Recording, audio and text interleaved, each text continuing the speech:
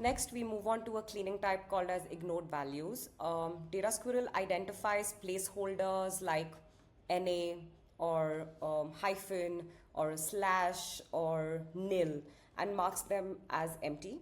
For example, suppose you have a survey data where some fields are marked with a dash instead of being left empty. These values might incorrectly affect your analysis, like when calculating averages. By cleaning the data set, DataSquirrel ensures that such values are ignored and treated as empty fields. If not cleaned, they will appear as NA, nil, question mark, etc. in your visual charts, something you definitely want to avoid.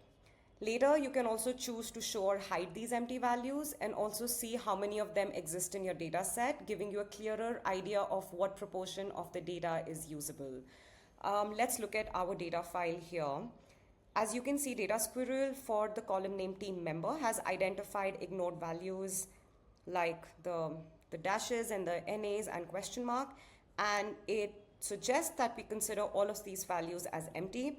However, we can choose to leave it as it is. It's totally your call. Let's move on to the next cleaning type.